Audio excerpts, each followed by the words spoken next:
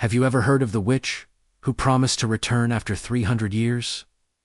This isn't just a fairy tale.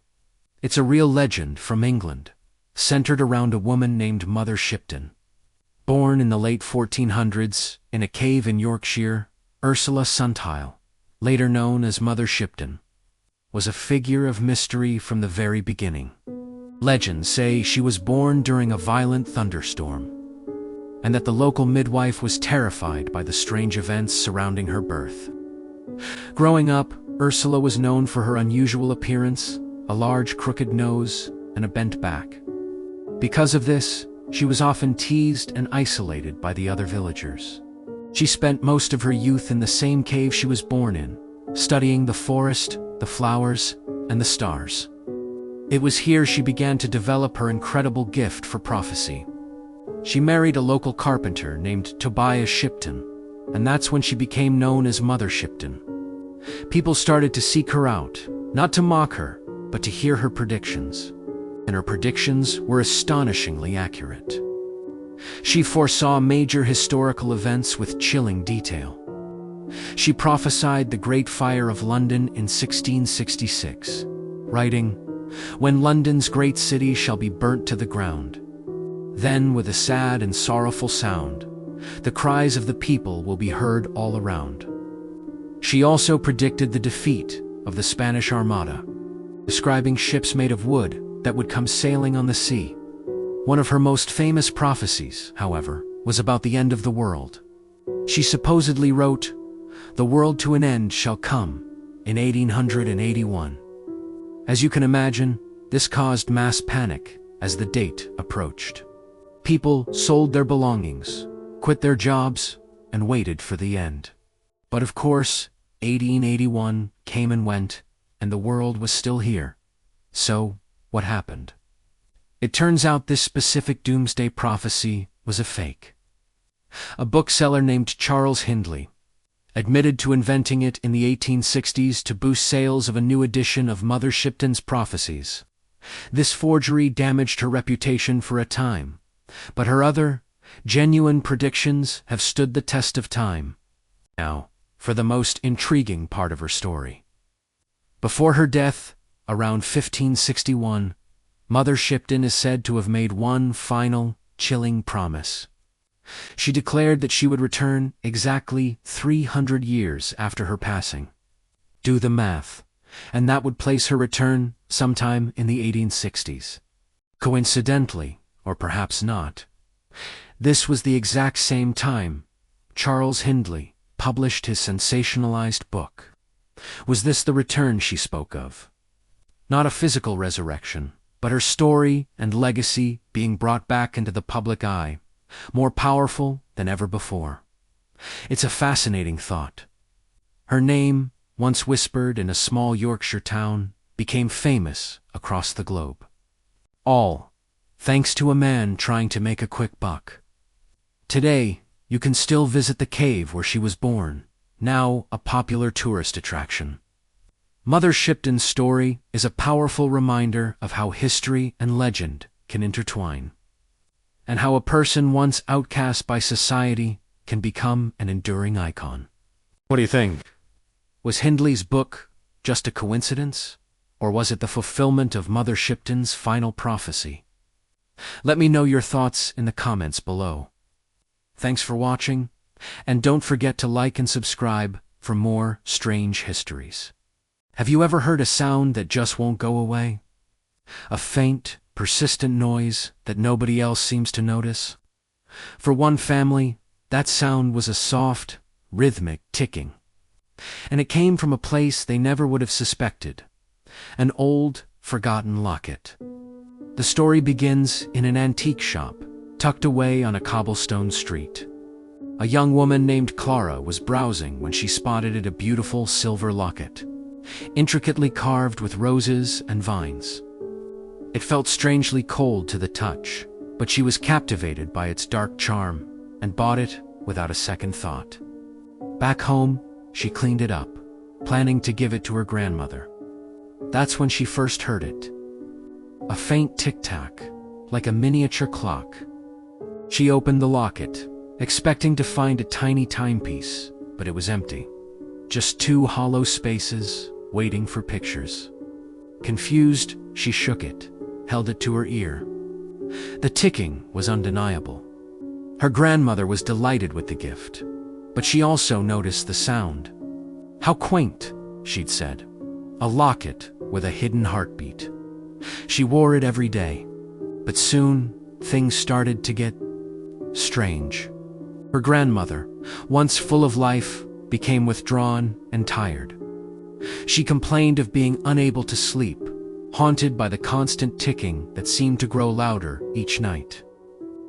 The family doctor found nothing wrong, attributing it to old age. Yet the decline was rapid. Within a few months, she passed away in her sleep. Clara, heartbroken, kept the locket to remember her by. She placed it in a jewelry box in her bedroom. And that night, she heard it too. Tick-tock, tick-tock. The sound echoed in the quiet of her room. A constant, maddening rhythm. Sleep became a luxury.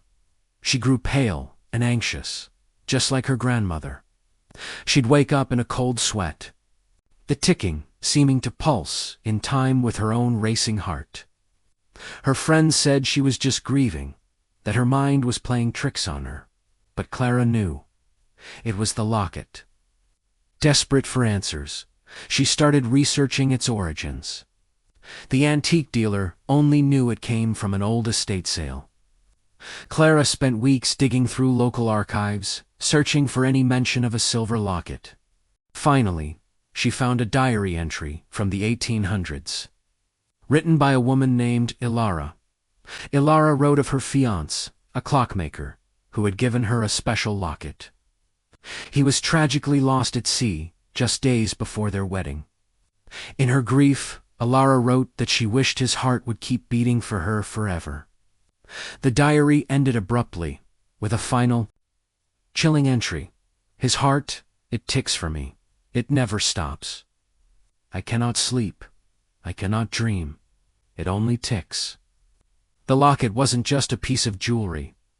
It was a vessel for a broken heart, a timeless echo of a love and loss so profound it transcended death. The ticking was the sound of the clockmaker's undying love, but it had become a curse, draining the life from anyone who wore it. A constant reminder of time slipping away. Clara knew she had to break the cycle. She couldn't sell it, passing the curse to someone else. And she couldn't destroy it, fearing what might happen if she silenced the restless heart within. So, she did the only thing she could think of. She traveled to the coast, to the same cliffs where the clockmaker's ship was last seen. As the sun set, she held the locket one last time. The ticking felt calmer here, as if it recognized the sea. With a quiet prayer, she threw it into the waves, returning the clockmaker's heart to the ocean that had claimed him. As the locket disappeared beneath the surface, a profound silence fell. The ticking was gone. For the first time in months, Clara felt a sense of peace. Some say that on quiet nights, if you walk along that shore, you can still hear a faint rhythmic ticking carried on the breeze. A love story, forever echoing in the deep. What do you think? Was it a curse or a tragic romance? Let me know in the comments below. Thanks for watching, and don't forget to subscribe for more strange stories. Ever seen a tree that bleeds? No, I'm not talking about sap. I mean, it looks like it's actually bleeding, with a thick, dark red liquid oozing out whenever it's cut. It sounds like something from a fantasy movie, but this tree is very real. It's called the Dragon's Blood Tree, and its story is just as dramatic as its name. So, what exactly is this incredible tree? The most famous one is Dracaena cinnabari, found only on the remote island of Socotra, off the coast of Yemen. This island is like another planet. Its unique, isolated environment has given birth to some of the strangest plants and animals on Earth, and the Dragon's Blood Tree is its crown jewel. It has a very distinct, umbrella-shaped canopy that looks like a giant mushroom or an inside-out umbrella. This shape isn't just for looks. It's a brilliant adaptation to survive in a dry climate. The dense canopy provides shade, reducing evaporation and helping the seedlings underneath to grow. It's a natural survival strategy that has worked for millions of years. But the most fascinating part is its blood. This red resin is what gives the tree its legendary name. When you cut the bark, this crimson liquid slowly trickles out. Ancient civilizations were mystified by it. They believed it was the literal blood of dragons. One popular legend tells of a battle between a dragon and an elephant. As they fought, their blood mixed and seeped into the ground, from which the first dragon's blood tree sprouted. It's a powerful image, and it explains why this resin was considered so precious. For thousands of years, dragon's blood has been a highly sought-after commodity. The ancient Romans, Greeks, and Egyptians used it for everything. It was a key ingredient in medicine, believed to cure a variety of ailments, from respiratory problems to skin issues. It was also used as a powerful dye for fabrics, pottery, and even as a varnish for violins. Stradivarius himself is rumored to have used it to give his famous instruments their unique, rich red color. It was also used in rituals and alchemy, believed to hold magical properties. This stuff was basically the Swiss Army knife of the ancient world. Today, dragon's blood is still used in many modern products. You can find it in high-end skincare for its supposed antioxidant and anti-inflammatory properties. It's also used in traditional medicine and incense. The demand is still high, which, unfortunately, brings us to a serious problem. The dragon's blood tree is in danger. These ancient, slow-growing trees are facing a triple threat: climate change, overgrazing by goats, and overharvesting. The Socotra archipelago is getting drier, making it harder for new seedlings to survive. The iconic umbrella shape that helps the adult trees thrive actually prevents rain from reaching the ground directly beneath them, where their seeds fall. This means that without enough mist and cloud cover, which is becoming rarer, young trees can't get the water they need to grow. Scientists and conservationists are racing against time to save these living legends. They are setting up nurseries to grow new trees and protecting designated areas from grazing animals. But it's a huge challenge. Losing the dragon's blood tree wouldn't just mean losing a weird-looking plant. It would mean losing a piece of our planet's history, a living link to ancient myths and a source of valuable natural compounds. The story of the dragoness blood tree is a powerful reminder of how fragile and interconnected our world is. It's a real-life fantasy that we have the power to protect. What do you think about this incredible tree? Have you ever heard of it before? Let me know in the comments below. Thanks for watching, and if you enjoyed this journey to a lost world, don't forget to like, share, and subscribe for more amazing stories from our planet. See you next time. In the darkest corners of ancient lore, whispered among scholars and occultists, lies the tale of a ritual so powerful, so reality-altering, that it must never, ever be completed. It's not found in any single book or grimoire. Instead, it's a puzzle, scattered across continents and centuries, its pieces hidden in forgotten texts, coded manuscripts, and the oral traditions of secretive societies. This is the story of the unmaking. The ritual's purpose is terrifyingly simple: to erase a single concept from existence, not just from human memory, but from the very fabric of reality itself. Imagine a world where the concept of gravity never existed, or love, or even time. The unmaking doesn't destroy the world. It rewrites it, creating a new reality where the chosen concept was never conceived. The consequences are unknowable, a cataclysm of paradoxes that could unravel everything we understand. Assembling the ritual is the first great peril. It requires 5 specific components, often called the keys of silence.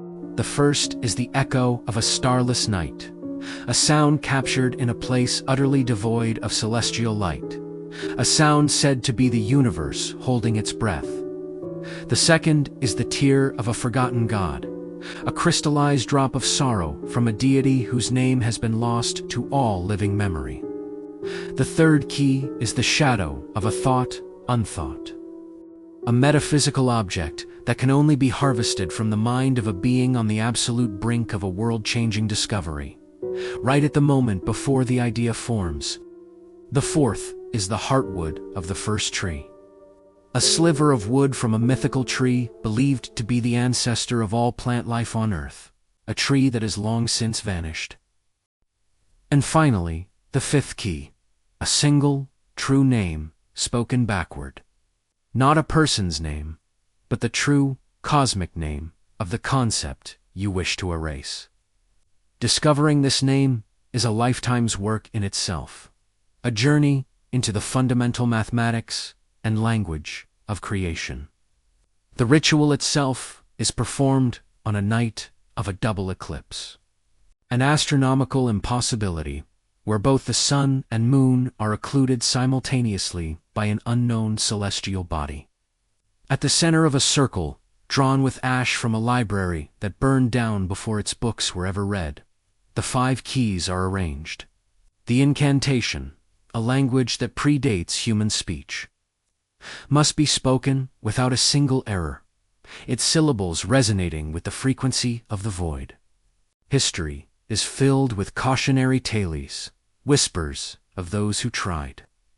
A 14th-century alchemist, seeking to erase disease, vanished along with his entire city, leaving behind a perfectly circular crater of fused glass. In the 1920s, a secret society in New York attempted to erase war. For 3 days, a strange peace fell over the world, but it was the peace of utter apathy. People stopped caring, stopped striving, stopped living. The society's members were found as living statues, their minds erased, a terrifying testament to their near success. They hadn't erased war. They'd erased the will to fight for anything, including life itself. This is why the ritual must never be completed.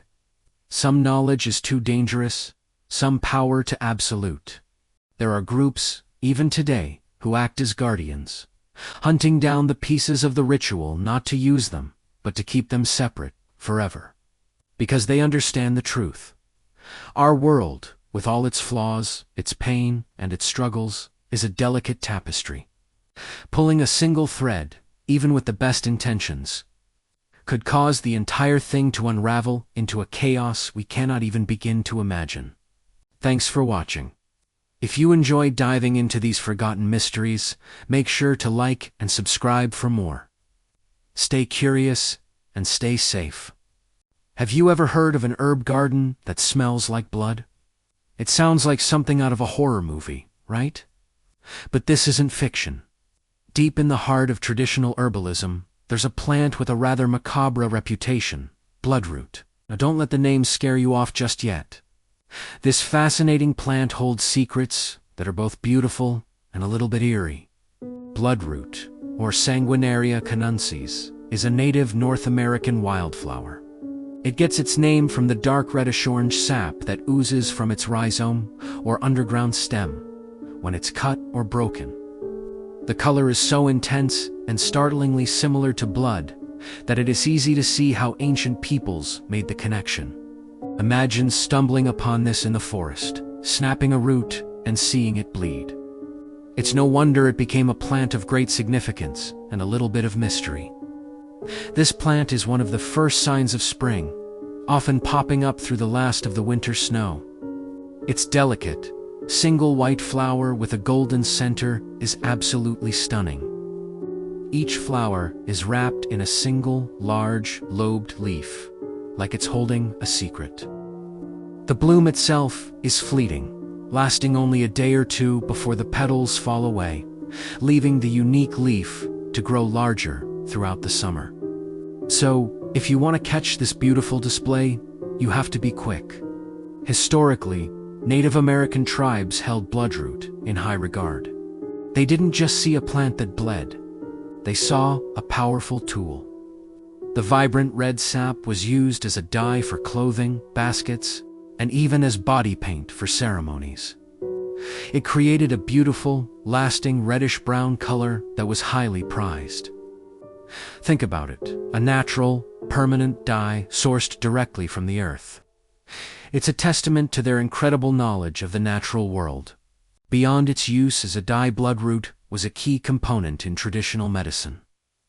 It was used for a variety of ailments, particularly for respiratory issues and skin conditions.